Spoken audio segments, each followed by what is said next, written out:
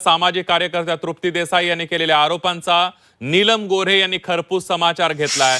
नाशिकच्या स्वयंघोषित अशोक खरात याच्या काळ्या कारनाम्यांची संपूर्ण महाराष्ट्राला हादरवून टाकलेला असतानाच आता या प्रकरणात तृप्ती देसाई यांनी नीलम गोऱ्हे यांच्यावर गंभीर आरोप केलेत।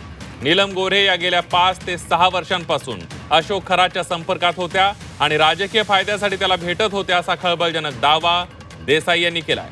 मंत्रिपद मिळावं यासाठी गोऱ्हे खरातला भेटल्याचा दावा देसाईंनी केलाय। इतर वेळेला नीलम गोऱ्हे अनेक गोष्टींवर बोलतात, आता अशोक खरातवर का बोलत नाहीत असा सवाल तृप्ती देसाईंनी केलेला आहे। गोऱ्हे आणि खरातचे आर्थिक संबंध आहेत का असा सवाल विचारत तृप्ती देसाई यांनी चौकशीची मागणी केली आहे। तसंच SITनं गोऱ्हेंच्या CDR तपासावा अशीही मागणी करण्यात आलेली आहे।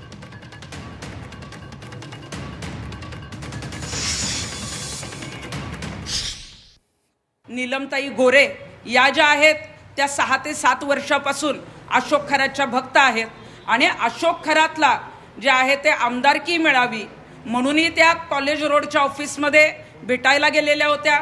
जेव्हा त्यांना मंत्रिपद पाहिजे होतं आणि ते मंत्रिपद मिळावं ते भविष्य बघण्यासाठी सुद्धा कॉलेज रोडच्या खरातच्या ऑफिसमध्ये नीलम गोरे ज्या आहेत त्या तिथं पोचलेल्या होत्या। नीलम गोरेंना आपण बघितलेलं आहे की अगदी छोटी प्रकरणं जरी असली आणि त्या संदर्भामध्ये प्रेस नोट काढणं, त्याविषयी जाहीरपणे बोलणं हे जे आहे त्या दरवेळी करत असतात।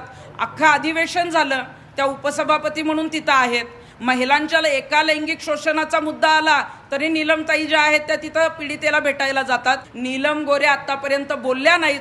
का बोलल्या नाहीत? कारण अशोक खरातचा संबंध जो आहे तो नीलम गोरेंशी आहे। नीलम गोरे त्यांना भविष्य दाखवायला जायच्या।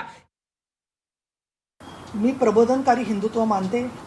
राजकीय पदे किंवा मंत्रिपद मिळवण्यासाठी कधीही कोणत्या तांत्रिक गुरूची किंवा बुवाबाजीची मला गरज भासलेली नाही। नाशिक येथील एक्सप्रेस इन हॉटेलमध्ये मी खरात नावाच्या व्यक्तीला 6-7 वर्षांपूर्वी किंवा अन्य कोणत्याही कारणासाठी भेटले या वृत्ताचा मी स्पष्टपणे आणि निसंदिग्धपणे इन्कार करते।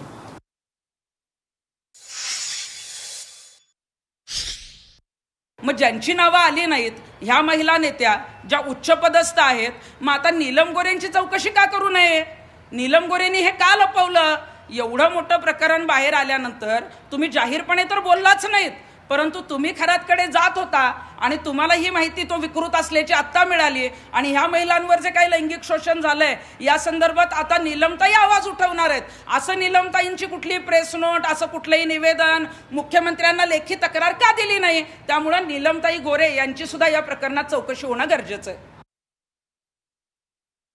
ज्यावेळी ही बातमी आली म्हणजे अशोक खरातच्या संदर्भातलं नाशिकचं प्रकरण समोर आलं, त्यावेळी 23 तारखेला अधिवेशन नुकते सुरू झाले होते।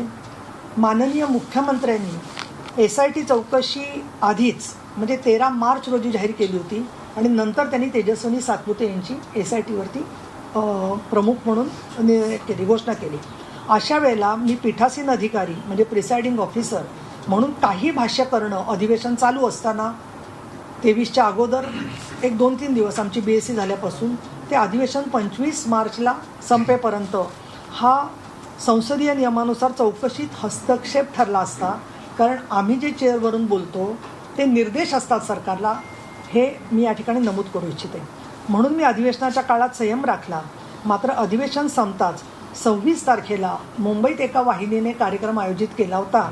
त्या कार्यक्रमात या संदर्भातली मी कठोर भूमिका स्पष्ट केलेली आहे। त्याच वेळेला झीवरती कार्यक्रम झालेला होता तो, त्याची क्लिपिंग पण आहे ती।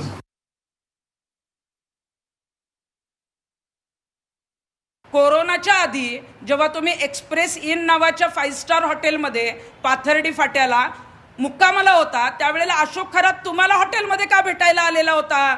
मग तुमचं भविष्य सांगायला आलेला होता का? तुमचे त्याच्याशी इतर आर्थिक देवाणघेवाणीचे संबंध आहेत किंवा तुमचा त्याच्याशी काय संबंध आहे या संदर्भात आम्हाला उत्तरं पाहिजेत। तुम्ही त्याच्या संपर्कात होता आणि ह्या 3 भेटी तर ज्या मी सांगते त्या आहेतच, परंतु मग नीलम गोरे मुंबईला अशोक खरातला किती वेळा भेटल्या किंवा अशोक खरातच्या मोबाईलमध्ये जो नीलम गोरेंचा नंबर सेव्ह आहे ते CDR जे आहेत ते आता SIT प्रमुखांनी तपासणं गरजेचं आहे। आर्थिक व्यवहार झाले होते घरात आणि तुमच्यामध्ये आर्थिक व्यवहार झाल्याचं म्हटलं आता याच्यात आता मला तर असं वाटतं तुम्ही मला प्रश्न विचारताना याच्यामध्ये म्हणजे तुम्ही मला ओळखतच नाही असं मला वाटतं. आणि आम्ही ओळखतो पण त्यांच्या आरोपांना पण त्यांचे आरोप म्हणजे कोणी कोणावरती काही बेफाम आरोप करेल त्या संदर्भामध्ये तुम्हाला माहिती आहे काय आर्थिक व्यवहार आहेत काय नाही त्यांनी समोर दाखवा अब्रू म्हणा. नुकसानीचा तुम्ही दावा टाकणार का? अब्रू नुकसानीचा मी काय करणार काय नाही आहे या संदर्भात मी अजून काहीही विचार केलेला नाही आहे. मी माझं म्हणणं इथे मांडलेलं आहे आणि माझा संपूर्णपणाने या ज्या गोष्टी आहेत त्यातला तपशील आणि सत्य समोर येईल त्यावेळेला ते त्यांचं म्हणणं संपूर्ण निराधार आहे हेच स्पष्ट होणार आहे.